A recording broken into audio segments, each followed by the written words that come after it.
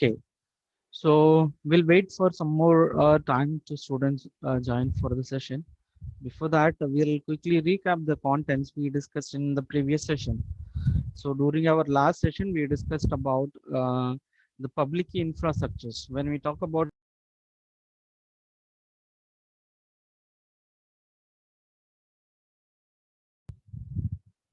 okay, I was telling that, and during our last session, we discussed about public key infrastructures. Under the concept, we discussed about the various terminologies with respect to the public infrastructures, right? We discussed about what is mean by the certificate authority, right? Why it is required. We discussed about no the different the certificate revocation list, right?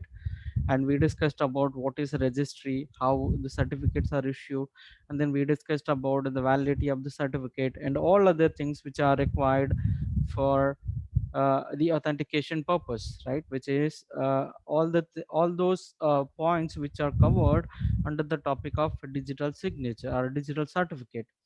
When we talk about the digital certificate, right, the certificate which are used for no in order to identify the users, right? When we talk about the public key infrastructures, the certificate which is generated based on the individual users public key, right? The certificates are generated as well as issued by an a trusted third party which is called a certificate authority. The certificate authority will as uh, the keys are the public keys of all the users who are in a group, right? And whenever if any user wanted to communicate to other users, right, and based on the ticket or based on the certificate he received from the certificate authority, right, with the help of the certificate he can communicate to other party. By receiving the certificate information, other users or the receiver will come to know about what is the public key of the sender. Based on those information, then again the communication or the reply will be sent by the receiver based on the details or based on the certain parameters which is available on the certificate which has been received, right? For that there are certain elements or the component which we discussed about, the registration process and then certificate revocations. When we talk about the certificate revocation, each and every certificate which has been issued by the certificate authority which has a validity, right? So for example, if the certificate is valid only for 2 months, within the 2 months only the certificate to be used. After that the certificate will be expired automatically. It is kind of a session, right?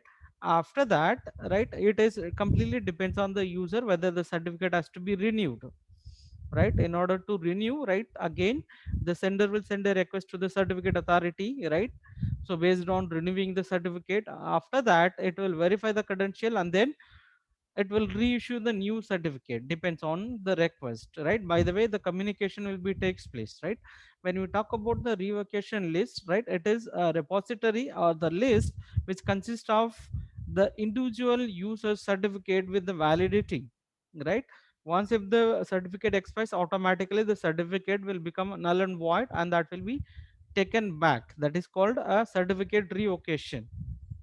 I hope this is clear. If any queries regarding the certificate authority as well as the public infrastructure related concepts, quickly you can write in the chat box.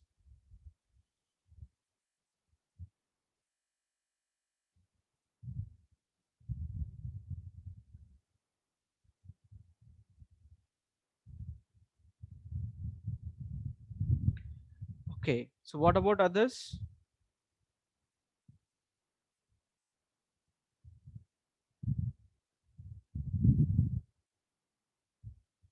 Okay. So I'm getting the positive acknowledgement from your side. So I can move to the further topics.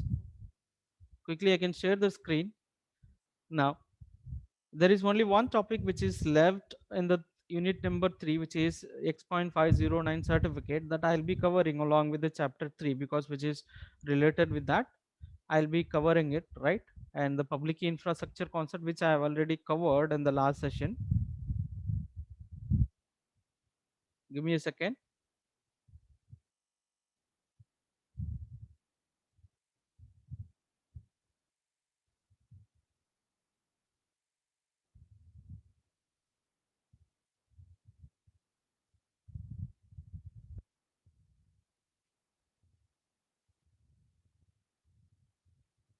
This topic is remaining X.509. I'll be covering little while, right? And with this, and in this session, we'll start with our chapter number 4 under the chapter, and we'll be discussing about uh, the different authentication protocols, right? Which is Needham's corridor authentication protocol, and then we'll study about the Kerberos authentication protocol, and then before or prior to that, we'll be studying about a user authentication as well as entity authentication techniques. In the later part, we'll be covering one way as well as mutual authentication schemes, how the authentication takes place. There are different techniques, right? By means of handshaking protocols, right? So how the authentication takes place, whether it's the one-way authentication or maybe the mutual authentication or three-way handshaking protocols, based on that, how the authentication takes place, right?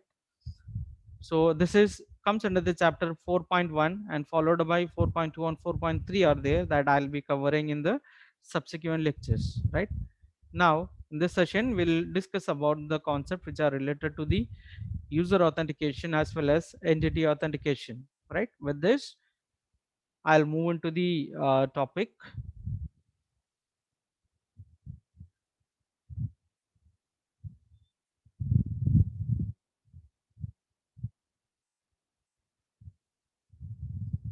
I hope the presentation screen is visible. The PPT presentation which I've shared, the screen is visible. Anyone can quickly acknowledge whether it is visible, so I can start with the session. Anyone can quickly write in the chat box.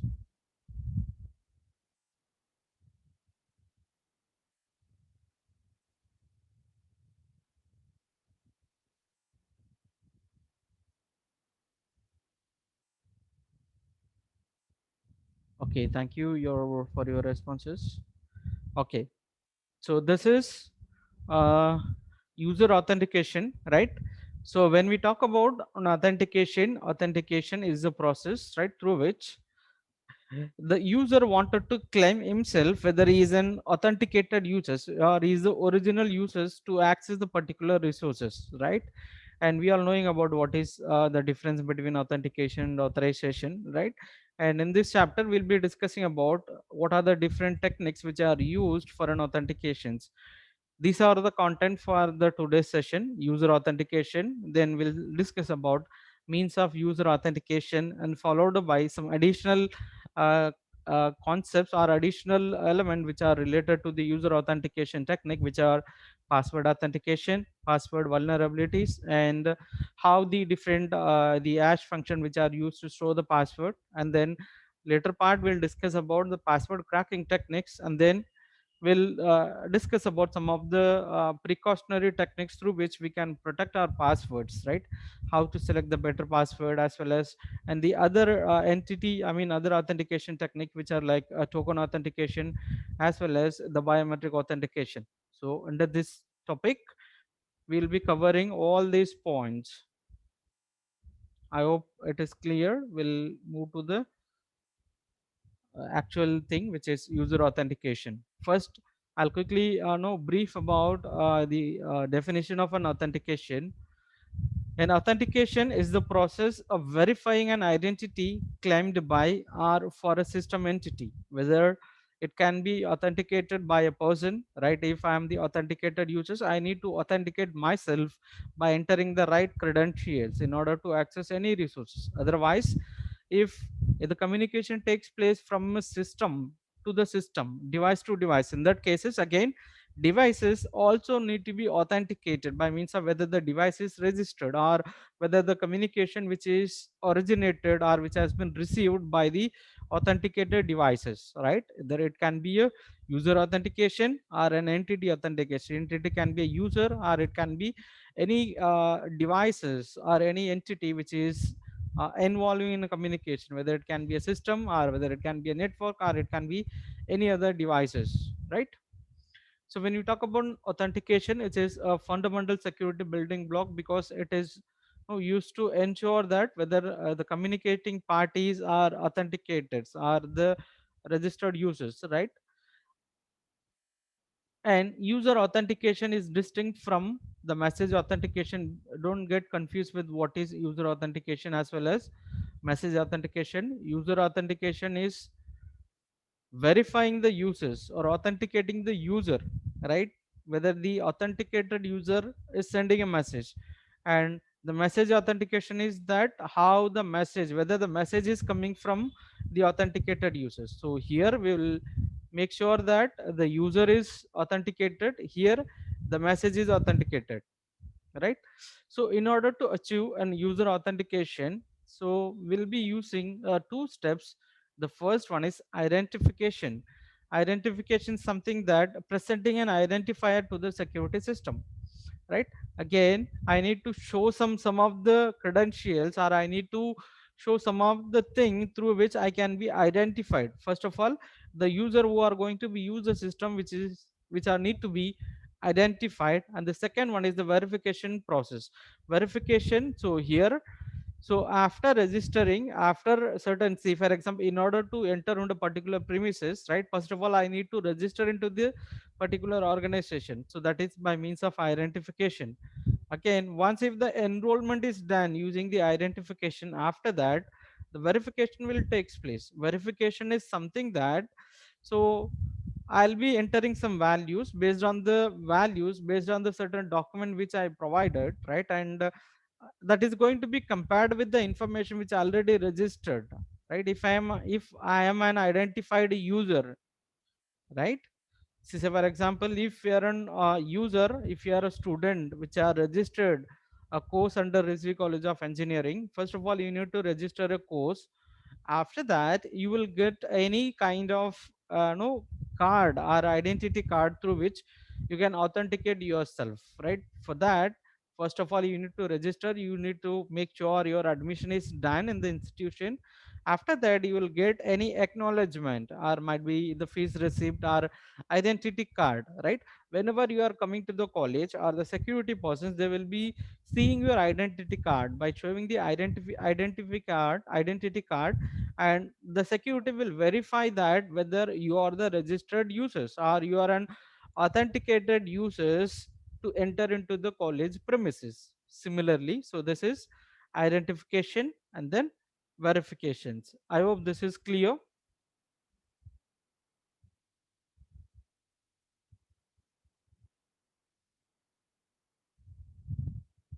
Okay, next we'll be discussing about some of the things which are used for an authentication purpose, right? Means for user authentications, right? There are four general techniques through which users identification can be carried out. The first one is that individual knows. I think already I've given the brief about the authentication techniques, right? The things which we know, right? So we know, that is here I'm just representing as the individuals knows, which includes the password, whatever the thing which we remember, right?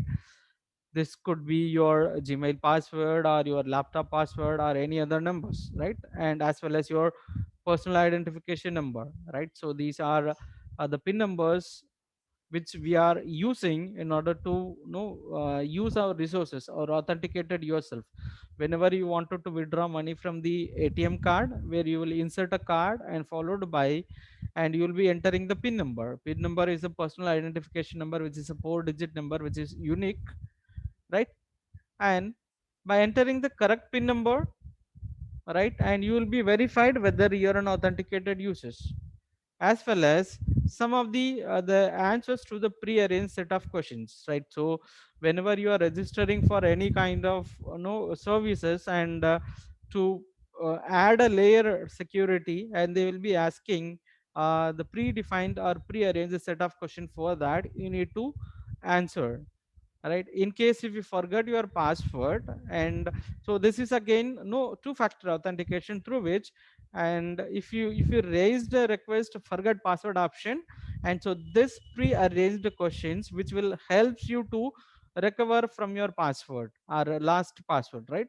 And it will be showing the question which are already asked, and whatever the answer which you mentioned, all those questions with the corresponding answers which are going to be stored in the database.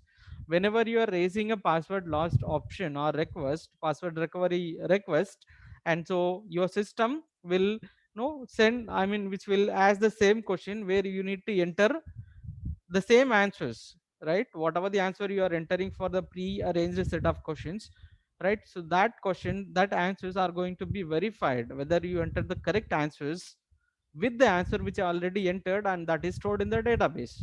If the both the answers are matches, right, and then it will be used for an authentication. After that your password may be sent, or you will be getting your actual password through which you can log in into the system. I hope this is clear, right? The another thing which is the individual which possesses, right? This is which the individual who has something, right? This is what we know something, and so here what we have something. There are some of the elements what we have, right? With the help of those things we can authenticate ourselves, which includes our electronic key cards and then smart cards and then physical keys. So this can be along with that. So if we are using RFID tag in our college and we are using this RFID tag, radio frequency identifier tag, which is used for an attendant purpose, right? So this whatever the smart card which we have now, we are going to bring the our no we'll be registering into the office and we'll be getting a RFID tag which includes our complete informations, right? And the RFID reader which will be kept out of the office or near to the office, right? Whenever I wanted to mark my attendance, I'll just keep my RFID tag to the near to the RFID reader. RFID reader which will read the information which is stored in the RFID card. Based on that information, I'll be marked present. Very similarly, so here there are different electronic devices through which we can prove our authentications. Now the problem with these two techniques, the first two techniques, right? The person who knows something or the people who have something, right? So here there are some problems. So here if we have the password as well as pin numbers, and there are chances that we may forget our password, right? If we are selecting a complex password, or if you are using a system generated password, though the system generated our passwords are more secure, it will be very difficult for us to remember. Or else what we do, we used to make a note of the password somewhere in our mobile phone, or we might be note it down in the diary, and wherever we comfortable we feel it is secured. And there are chances that we may forget our the password as well as pin number. Very similarly, when we are using the things which we have, right, as I mentioned the RFID example, there are chances this the RFID tag which can get damaged. After that I may need to get a new RFID tag, right, and then I can use it. So to avoid these things, the another technique which we prefer is what we are,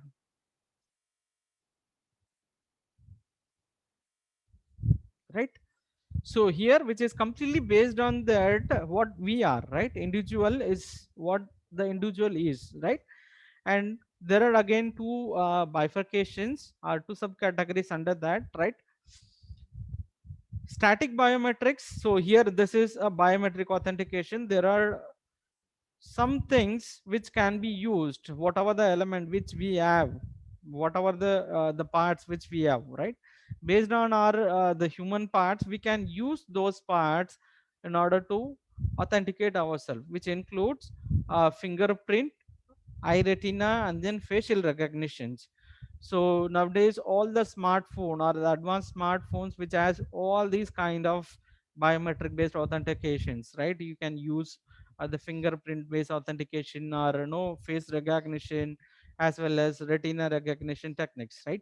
So these biometrics are this kind of biometric technique which comes under the static. When we talk about the static, right, the information which are going to be stored in the database in the form of encrypted or hashed one, that is not going to change, right, our face structure as well as our fingerprint information once if it is stored in the database. And after that, whenever we are doing for recognition, again that information which is going to be the same only, right? When we talk about the another category under the dynamic biometry, right, which includes recognition of the voice pattern, right, might be my voice pattern, right? If anybody needs to authenticate through the voice password or pattern recognitions, right, the voice pattern or the word or the pronunciation which I use, which may differ time to time, right? So as well as the handwritten characteristics, right? So this information which can vary, right, based on the time. Suppose if I got a throat infection, again my voice which may differ from the actual sample which I stored already, right? Again my handwriting which may vary depends on the devices which I use, or depends upon my emergency. Sometime I may write it very slow, sometime I may write it very fast, right? So based on this dynamic characteristics of our the biometric recognition, so this can be called as uh, a dynamic biometric authentications, right? So all these things depends upon the security level we wanted to attain our application, whether these technique can be used alone, or which can be used for um, or which can be the combined or hybrid technique which can be used for secure or in order to prove or authentication. It is a multi-level authentication factors, right?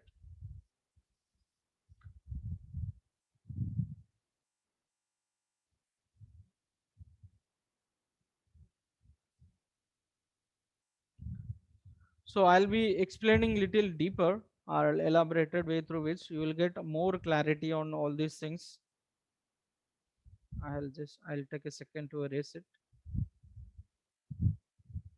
right?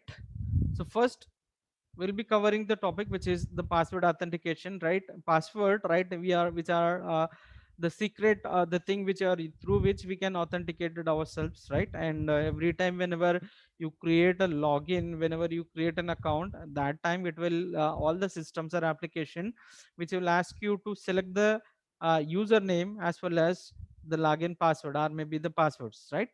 Now the password whatever you selected, that is compared.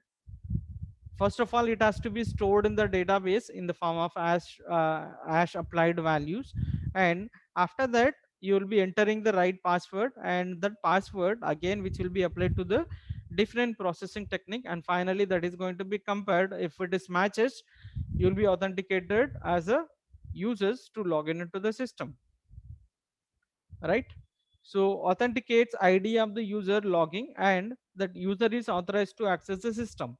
So here, once if the user is entering the right password, and you will be identified as an authenticated users, and then once if you are authenticated users, and then your authorization will takes place, and you will get access privileges, right? So here which is based on the access control list, you will have the access control list. So here the access control list is a repository which has been maintained by any of the server, right? And so this consists of the access rights of the individual user, or who are logged into the particular system, right? Whether he has the right access or read access, or whether he will have the full control, right? Again which comes under the user management,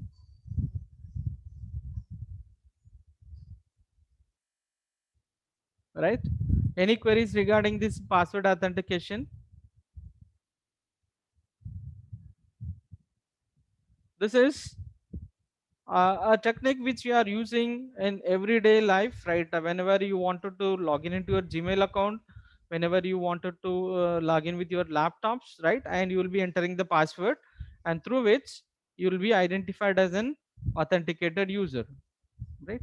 Now these are the different possibilities or different vulnerabilities which password can be exploited, right? The first one is that an offline dictionary attack. When we talk about a dictionary, normally we see that the Oxford dictionary, where which consists of the alphabet, the words, right? words and the corresponding meanings.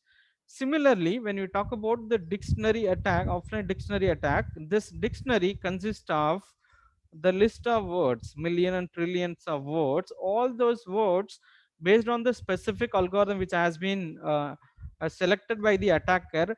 All those password which is present in the dictionary, which are going to be compared, or which are going to be used in the no the software, or maybe the password compromising algorithm or password breaking technique, and it will try all the passwords and then it will try to crack the password, right? And the second one is that the specific account, so where the individual user specific account will be targeted. And also we'll be discussing about the popular password attack, and then password guessing against a single user's workstation hijacking, exploiting user mistakes, and then exploiting multiple password use, and then electronic monitoring. All these attacks as well as vulnerabilities will discuss one after other in the detailed way. I'll be explaining all these attacks, all these vulnerability one after other in the upcoming slides. So first of all, when we talk about the offline dictionary attack, where the hacker gain access to the system password file. So first thing, in order to apply this dictionary attack, where attacker first of all he will log in into your machine, and then he will get the complete database, whatever the database which you have, where you stored all your username and other related things, right?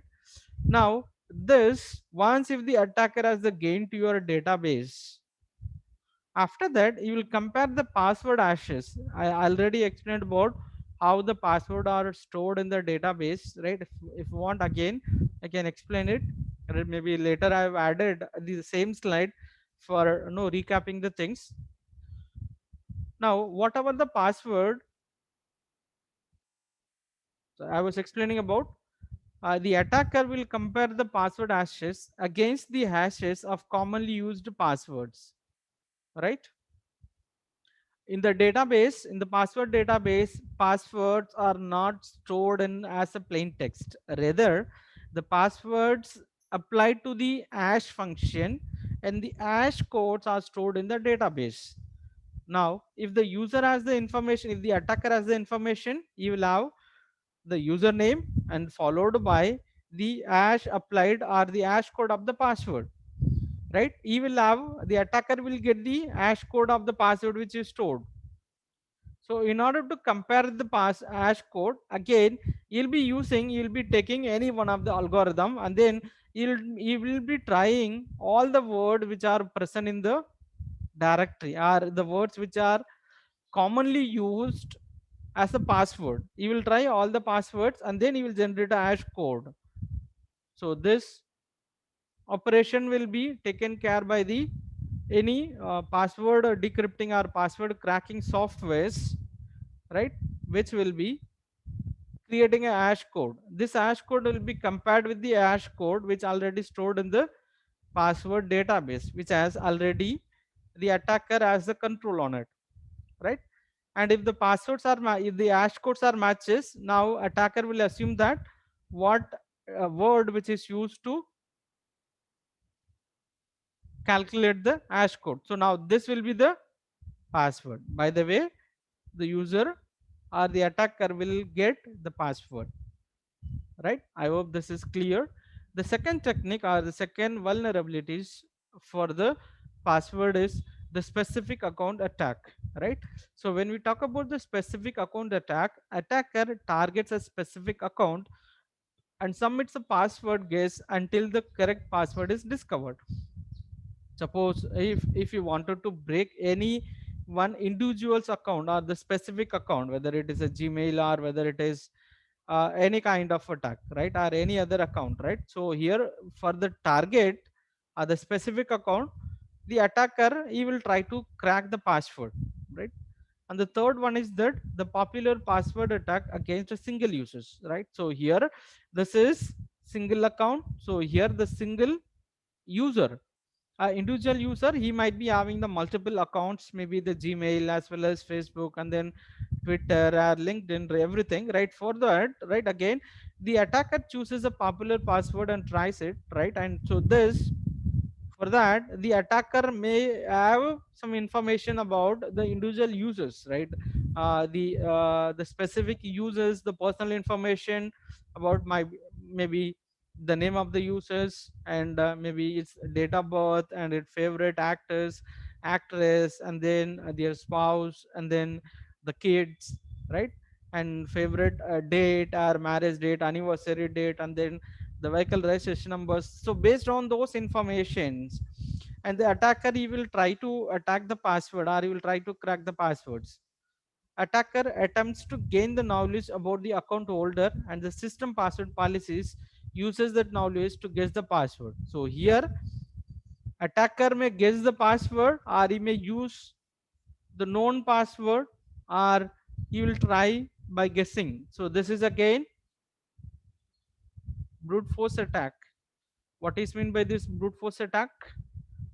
When we talk about the brute force attack, the attacker, he will try all the possible combinations password to break the security of the particular resource, right? It can be an account, or it can be a device.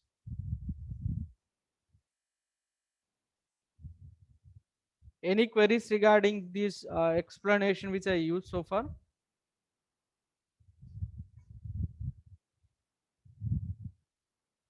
I'll just quickly cover.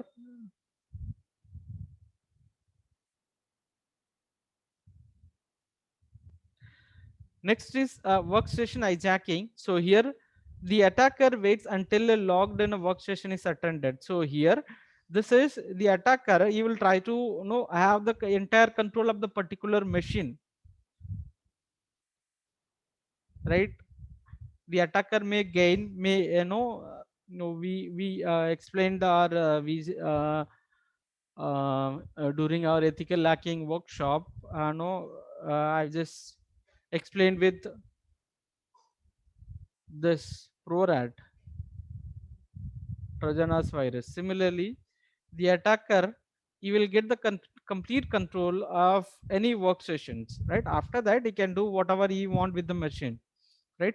And then exploiting the user mistakes again. So this is again, so it is completely based on that the user knowledge about the password selection as well as chosen, right? User is more likely to write it down a password whatever the mistake which is done by him, right? It is completely based on the user's knowledge about how to maintain the password, how to select the password, right? So as I mentioned the beginning of the session, right, the password which are no likely to forget. So to avoid that, what we used to do, we used to write it somewhere, or we used to store whenever, if we are using websites, or the regular websites, where in order to easy login, we store our password. It will ask whether to save the password, username and password, and just will click OK, or will click yes, and our all our username and password which are stored in the browser. So for example, if I'm using Chrome browser or Mozilla Firefox browser, if I'm logging into rcy.co.in, right, for easy access, I used to store the password with the browser, right? And if that is the case, what will happen here? Once if the attacker has the control of your device, and he can log in into your device, and then he can see all the passwords, or he can see all the accounts information which are stored on the browsers, or he can see the cache information which are stored, or which are no stored in our browsers cookies, right? So based on these users mistakes, the attacker will gain the information about the passwords which has been used, right? And the next option is that exploiting the multiple password uses.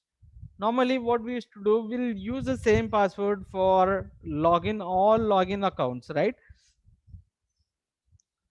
So if I have my Gmail account, Facebook, then Instagram, as well as Twitter account or linked account, right? What we do normally, what we practice is that we'll try to use the same password for all type of accounts, right? So now this is very dangerous, or this kind of practices is more vulnerable, because if attacker gets one of your account's password, and he will try to use the same password, that is your master password, based on the master password, and he will try to crack, or he will try to breach your all your accounts password, right? I hope this is clear. So it is advised that for each and every account you can use a different password, but it might be little difficult to remember, but you can use the base password xyz and followed by different additions, right? So here a b c d. So by the way, based on the base password you can have the additional password information through which you can use a different password for a different applications, right?